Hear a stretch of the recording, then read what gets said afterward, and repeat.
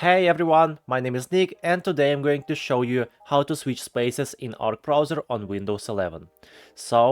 I have already opened the Arc browser, as you can see, and first you need to create a second space. If you don't have one created, you can do this by clicking on the plus sign in the bottom left corner, right up here. Click on the plus and select new space. Okay. To switch between spaces, we can just click on these dots in the bottom left corner, right here. Well, another way is to click on the browser icon in the upper left corner and select spaces from the drop-down menu.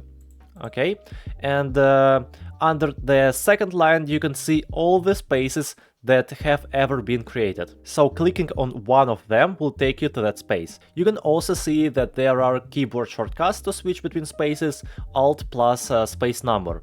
For example, let's press Alt plus 1 or Alt plus 2, and as you can see, it works. So that's all for today. Thank you very much for watching. Please subscribe to my channel and like this video. Thank you very much. Bye.